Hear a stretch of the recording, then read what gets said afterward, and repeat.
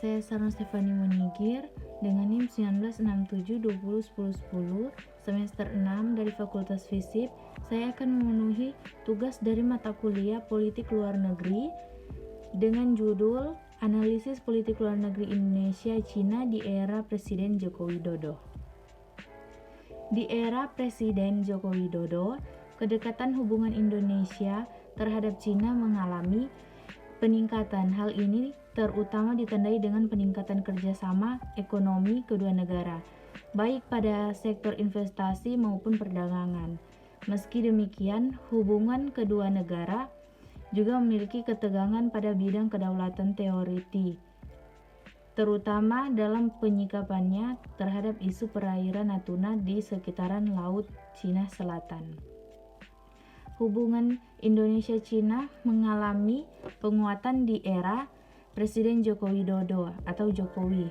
Ekspansi pembangunan infrastruktur yang membutuhkan investasi besar mendorong Indonesia untuk melakukan kerjasama ekonomi intensif dengan Cina. Namun pada saat bersamaan, hubungan Indonesia-Cina juga diwarnai ketegangan di perairan Natuna. Beberapa kali kapal nelayan Cina masuk ke dalam wilayah perairan Indonesia tanpa izin. Peristiwa ini tidak lepas dari klaim Cina di Laut Cina Selatan yang berbatasan dengan perairan Natuna. Cina dalam politik luar negeri Presiden Joko Widodo. Pada masa pemerintahan Presiden Jokowi, hubungan Indonesia dan Cina mengalami peningkatan yang cukup pesat. Bahkan peningkatan tersebut menjadi sinyalemen kuat pergeseran politik luar negeri Indonesia terhadap Cina. Perhatian Presiden Joko Widodo terhadap Cina sudah ditunjukkan sejak awal masa jabatannya. Secara simbolis, Cina merupakan negara yang pertama kali dikunjungi Joko Widodo pada 8 November 2014. Struktur kepentingan Indonesia-Cina. Artikel ini mengusung argumentasi bahwa hubungan Indonesia-Cina pada era Jokowi dibentuk oleh dua kepentingan utama, yaitu kepentingan ekonomi dan kepentingan kedaulatan, terutama dalam konteks Laut Cina Selatan dan Natuna.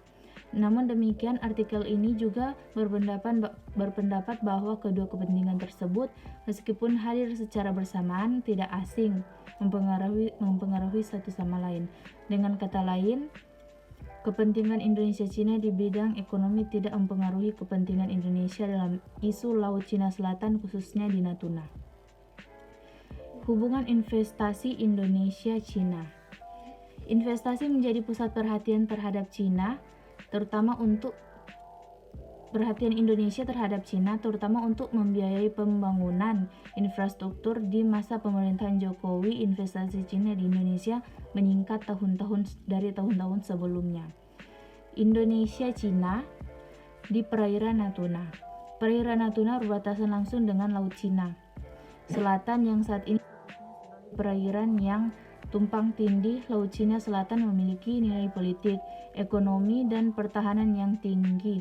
Meskipun Indonesia tidak menjadi negara yang memiliki klaim atas Laut Cina Selatan, namun 9 dash line yang diklaim Cina menyilang dengan batas utara zona eksklusif ekonomi Indonesia di perairan Natuna. Disinilah letak permasalahan antara Indonesia. Kesimpulannya, artikel ini dilatar belakangi oleh situasi peningkatan kerjasama ekonomi Indonesia-Cina yang diiringi dengan ketegangan kedua negara di perairan Natuna pada bidang ekonomi. Hal ini terutama ditandai dengan peningkatan kerjasama ekonomi kedua negara, baik pada sektor investasi maupun perdagangan. Meski demikian, hubungan kedua negara juga memiliki ketegangan pada bidang kedaulatan teritorial, terutama dalam isu Laut Cina Selatan.